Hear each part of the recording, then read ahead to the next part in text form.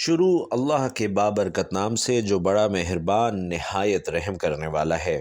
بھائیوں اور بہنوں، جس نے یہ سورت 41 بار فجر میں پڑھ لی، علماء نے لکھا ہے کہ اسے اس دنیا کی تمام خزانے مل جاتے ہیں، نہ کبھی بیماری ہوگی اور نہ کبھی مالی پریشانی ہوگی۔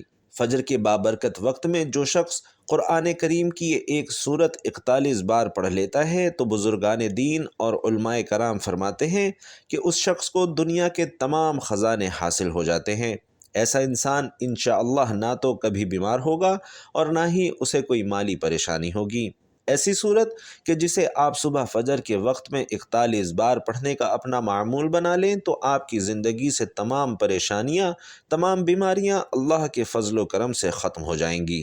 دنیا کے سارے خزانے آپ کے قدموں میں ہوں گے، گھر میں، رزق میں اور مال و جان میں خوب برکت ہوگی۔ ناظرین، یہ بزرگان دین کا آزمودہ عمل ہے۔ اللہ کے احکام کو بجا لانے اور ممنوعات سے اجتناب برتنے کا نام ہی بندگی اور عبادت ہے، اور اسلام کے نزدیک عبادت کا مفہوم نہایت وسیع ہے۔ اسلام کا مطالبہ ہے کہ انسان کی پوری زندگی عبادت سے عبارت ہو، وہ اس طرح زندگی بسر کرے کہ اس کا ہر کام عبادت میں شمار ہو، اور اس کا واحد طریقہ یہی ہے کہ وہ اللہ کے بتائے ہوئے طریقے کے مطابق زندگی گزارے، ہر بات میں حکم الہی کو پیش نظر رکھے۔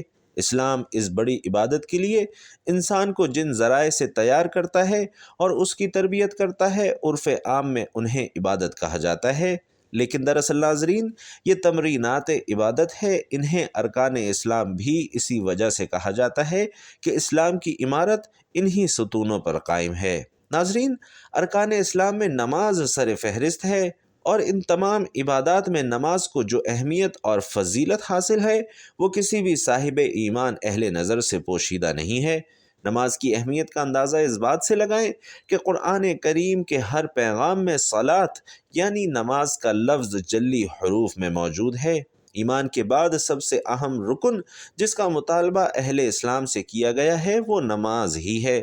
نماز مسلمانوں کی دینی پہچان اور امتیازی نشان ہے، اور یہی وجہ ہے کہ قرآن و حدیث میں اس کی ادائیگی پر بہت زیادہ زور اور ترک پر وعید موجود ہے۔ بفرمان نبوی صلی اللہ علیہ وسلم، نماز کی دین میں وہی اہمیت ہے جو انسانی جسم میں سر کی اہمیت ہے۔ مومن اور کافر کے درمیان امتیاز کرنے والی چیز نماز ہے، لہٰذا جس نے اسے چھوڑا اس نے کفر کیا۔ ناظرین، اس وعید سے اندازہ لگایا جا سکتا ہے کہ اسلام میں نماز کی اہمیت کتنی ہے۔ جو چیز جس قدر اہم اور ضروری ہوتی ہے اس کی بجا آوری پر اجر و ثواب بھی اسی قدر زیادہ ملتا ہے۔ چنانچہ نماز کا ثواب بھی اس قدر ہے کہ ایک انسان اس کا تصور بھی نہیں کر سکتا۔ 5 وقتہ نمازوں میں فجر کی نماز کی اہمیت اور فضیلت سب سے نمایاں ہے، اور اس کی ادائیگی پر اجر و ثواب بھی دیگر 4 نمازوں سے زیادہ ہے، اور اس کی وجہ یہ ہے کہ فجر کے وقت تمام دنیا نیند کی آغوش میں محو استراحت ہوتی ہے اور خواب خرگوش کے مزے لے رہی ہوتی ہے۔ لوگوں پر غفلت اور سستی کی چادر تنی ہوتی ہے، اور ایسے میں نرم و گرم آرام دہ بستر کو چھوڑ کر اللہ کی اطاعت اور محبت میں بارگاہ الہی میں سجدہ ریز ہونا بڑا ہی پرمشقت اور نفس کو زیر کرنے جیسا مشکل کام ہے۔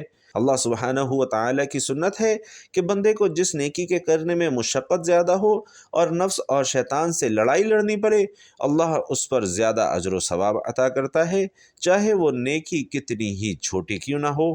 قرآن و حدیث سے بھی نماز فجر کی قرأت اور تلاوت قرآن مجید کی اہمیت اجاگر ہوتی ہے، جس سے فجر کے وقت اور نماز فجر کی اہمیت کا پتہ چلتا ہے۔ سورہ بنی اسرائیل میں فرمایا گیا کہ فجر کا قرآن، بے شک فجر کی نماز میں پڑھا جانے والا قرآن محسوس اور مشہود ہو کر سامنے آ جاتا ہے، یعنی کہ اگر فجر کی نماز میں پڑھا جانے والا قرآن بغور پڑھا یا سنا جائے تو وقت فجر کے تمام انوار و تجلیات اور قرآنی فیوز و برکات متشکل ہو کر اللہ کے وجود اور اس کی وحدانیت کی گواہی دیتے محسوس ہوتے ہیں۔ احادیث نبوی صلی اللہ علیہ وسلم سے بھی نماز کی اہمیت اور فضیلت اور اس کی نورانیت کا پتہ چلتا ہے۔ آپ صلی اللہ علیہ وسلم نے فرمایا کہ فجر کی 2 سنتیں دنیا اور دنیا کی ہر چیز سے افضل ہیں۔ بھائیوں اور بہنوں، قرآن اور حدیث اور اسلامی لٹریچر میں دنیا سے مراد مشرق و مغرب، شمال و جنوب کا کرۂ ارض نہیں، بلکہ دنیا سے مراد یہ تمام کائنات، اس کی تمام تر نعمتیں، خزانے، دولت، ثروت، حکومت اور وسطت مراد ہے۔ سوچئے، جب فجر کی 2 رکعت سنتوں کی یہ فضیلت ہے کہ پوری دنیا کی نعمتیں اور خزانے اس کے سامنے ہیچ ہیں، تو پھر فجر کے فرض کا کیا عالم ہوگا؟ ناظرین کرام، صحیح مسلم کی روایت میں ہے کہ رسول علیہ الصلاۃ نے فرمایا، جو شخص فجر کی نماز پڑھ لیتا ہے وہ اللہ کے ذمے میں آ جاتا ہے، یعنی جو شخص فجر کا فریضہ ادا کر لیتا ہے وہ اللہ کی حفاظت میں آ جاتا ہے اور اسے کوئی بھی چیز نقصان نہیں پہنچا سکتی۔ بخاری اور مسلم ہی کی ایک روایت میں ہے کہ جس نے ٹھنڈے وقت کی نمازیں یعنی فجر اور عصر ادا کر لیں وہ جنت میں داخل ہوگا، یعنی آپ صلی اللہ علیہ وسلم نے فجر اور عصر ادا کر لینے والے کو جنت کی بشارت سنائی ہے۔ ناظرین، ایک اور روایت میں ہے کہ رسول اللہ صلی اللہ علیہ وسلم نے فرمایا کہ جو شخص عشاء کی نماز باجماعت ادا کرے اسے آدھی رات کے قیام کا ثواب ملے گا، اور جو عشاء اور فجر دونوں کی نمازیں باجماعت ادا کرے تو اس کے لیے پوری رات کے قیام کا ثواب ہوگا۔ افسوس کہ نماز فجر کی ادائیگی میں ہماری سستی اور کوتاہی انتہا کو پہنچی ہوئی ہے۔ کوئی بھی موسم ہو، بقیہ 4 نمازوں کے مقابلے میں فجر میں نمازی بہت کم تعداد میں ہوتے ہیں، اور یہی حال گھروں میں خواتین کی نماز فجر کا ہے۔ فجر میں وہ اہتمام نہیں ہوتا جو بقیہ 4 نمازوں کی ادائیگی میں ہوتا ہے۔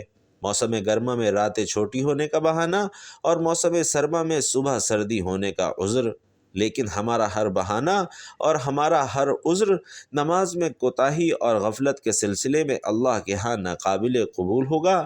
ناظرین، ہم میں سے اکثر لوگوں کو ایک شکوہ ہمیشہ رہتا ہے کہ روزی میں برکت نہیں ہے، گھر میں برکت نہیں ہے، جتنا مرضی کما لیں پتہ نہیں چلتا کہ کہاں گیا۔ ہر وقت کوئی نہ کوئی پریشانی رہتی ہے، کبھی کوئی بیمار ہوتا ہے، کبھی کوئی تنگی آ جاتی ہے۔ اگر ہم اس تمام بے برکتی، تنگ دستی، بے روزگاری اور پریشانیوں کو نماز فجر کی عدم ادائیگی کے پس منظر میں دیکھیں تو معلوم ہوگا کہ یہ سب بے برکتی اسی سبب سے ہے کہ ہم نماز فجر کی ادائیگی میں حد درجہ کوتاہی اور لاپرواہی کا شکار ہیں۔ ناظرین، رسول اللہ صلی اللہ علیہ وسلم کی اس حوالے سے متعدد احادیث موجود ہیں جن میں رزق کی تقسیم اور فراوانی کو نماز فجر کی ادائیگی سے مشروط کیا گیا ہے۔ ایک فرمان نبوی صلی اللہ علیہ وسلم کا مفہوم ہے کہ رزق تقسیم کرنے والا فرشتہ ہر صبح فجر کے وقت بندوں کا رزق لے کر زمین پر اترتا ہے، اور جو دروازہ فجر کے وقت کھلا ہوتا ہے فرشتہ اس کا رزق دروازے پر رکھ کر چلا جاتا ہے، اور جو دروازہ فجر کے وقت بند ہوتا ہے تو فرشتہ اس کا رزق واپس لے کر چلا جاتا ہے۔ ناظرین، اس فرمان نبوی صلی اللہ علیہ وسلم میں فجر کے وقت دروازہ کھلا ہونے کا مطلب یہ ہے کہ جس گھر کے افراد صبح فجر کے وقت بیدار ہو کر نماز فجر ادا کرتے ہیں انہیں ان کا رزق عطا کر دیا جاتا ہے، جبکہ دروازہ بند ہونے سے مراد یہ ہے کہ جس گھر کے رہنے والے صبح فجر کے وقت سوئے رہتے ہیں اور نماز فجر کی ادائیگی میں غفلت اور کوتاہی کے مرتکب ہوتے ہیں تو انہیں ان کے رزق سے محروم کر دیا جاتا ہے۔ رسول اللہ صلی اللہ علیہ وسلم کے فرمان کے مطابق فجر اور عشاء کی نمازیں خیر اور برکات سے معمور ہیں۔ ان 2 نمازوں کی ادائیگی بے شمار نیکیوں اور ثواب کے ذخائر اور رزق اور برکتوں کے خزانے جمع کرنے کا بہترین سبب ہیں۔ جیسا کہ رسول علیہ السلام نے ارشاد فرمایا کہ اگر لوگوں کو عشاء اور فجر کی نمازوں کا ثواب معلوم ہو جائے تو وہ ان 2 نمازوں میں ضرور آئیں، چاہے کولوں کے بل گھسیٹتے ہوئے ہی کیوں نہ آنا پڑے۔ ناظرین، ہم میں سے اکثر نماز فجر خصوصاً اور دیگر نمازوں کو عموماً چھوڑ کر اپنے گھروں میں خیر و برکت کے لیے قرآن خوانی، میلاد کی محافل کے انعقاد، لوحہ قرآنی کے تعویذ آویزہ کرنے جیسے نیک کاموں کی طرف تو متوجہ ہوتے ہیں، اور اس سے تو انکار بھی نہیں کہ بلا شبہ ان تمام کارہائے خیر میں برکت کا عنصر موجود ہے، لیکن قرآن خوانی، محفل میلاد، لوحہ قرآنی کے نقوش گھر میں آویزہ کرنے سے خیر و برکت کا ہونا نماز کی ادائیگی سے مشروط ہے۔ ہر خیر و برکت کے سوتے نماز سے پھوٹتے ہیں۔ اللہ کی تمام نعمتوں، برکتوں اور رزق کے دریا نماز کی ادائیگی سے ہی بہتے ہیں۔ اس کے ساتھ ہی یہ امر بھی اہم ہے کہ فجر کے علاوہ بقیہ 4 نمازوں میں بھی خیر و برکت نماز فجر کی ادائیگی سے ہی مشروط ہے۔ اس لیے کہ خیر و برکت کا آغاز نماز فجر کی ادائیگی سے ہی ہوتا ہے۔ ہمیں اپنے گھروں میں موجود تمام اہل خانہ کی نماز فجر کی ادائیگی کے حوالے سے اپنا اور اپنے گھر والوں کا جائزہ لینے اور محاسبہ کرنے کی اشد ضرورت ہے۔ اللہ نے سورۃ التحریم میں ارشاد فرمایا کہ اے ایمان والو، خود کو اور اپنے گھر والوں کو اس آگ یعنی جہنم سے بچاؤ جس کا ایندھن آدمی اور پتھر ہیں۔ بھائیوں اور بہنوں، یاد رکھیے کہ نماز فجر کی کوتاہی اور غفلت اور نماز نہ پڑھنا گھر کی نحوست کی علامت کا آغاز ہے۔ رسول اللہ صلی اللہ علیہ وسلم نے ایسے شخص کو خبیث اور منافق قرار دیا ہے۔ آپ صلی اللہ علیہ وسلم نے فرمایا کہ ایسے شخص کو میرا دل چاہتا ہے آگ لگا کر جلا دوں۔ اللہ اکبر! ناظرین، کتنی بڑی وعید ہے۔ اور ہمارے نوجوان جو رات رات بھر موبائل پر یوٹیوب، گوگل، فیس بک، واٹس ایپ اور نہ جانے کن کن غلاظتوں میں غوطہ زن رہتے ہیں اور عین فجر کے وقت سو جاتے ہیں، انہیں ان وعیدوں اور تنبیہات سے عبرت اور سبق اور نصیحت حاصل کرنی چاہیے، اور یہ بات ہر مسلمان کو ذہن نشین رکھنی چاہیے کہ نماز فجر میں ناغہ اللہ اور اللہ کے رسول کو کسی صورت قبول نہیں۔ یہ ایسی غلطی اور سستی پر مبنی گناہ ہے کہ اس پر جتنا لکھا اور بولا جائے وہ کم ہے۔ حضرت عثمان بن عفان رضی اللہ تعالی عنہ سے مروی ہے کہ حضور علیہ السلام نے ارشاد فرمایا کہ تم میں سے بہتر شخص وہ ہے جو خود قرآن کریم سیکھے اور دوسروں کو بھی سکھائے۔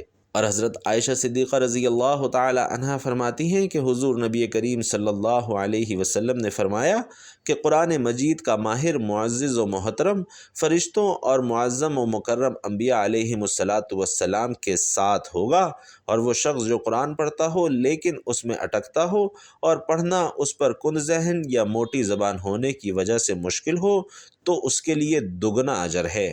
اسی طرح حضرت ابو ہریرہ رضی اللہ تعالی عنہ روایت کرتے ہیں کہ حضور علیہ السلام نے فرمایا کہ حسد تو بس دو آدمیوں سے ہی کرنا جائز ہے۔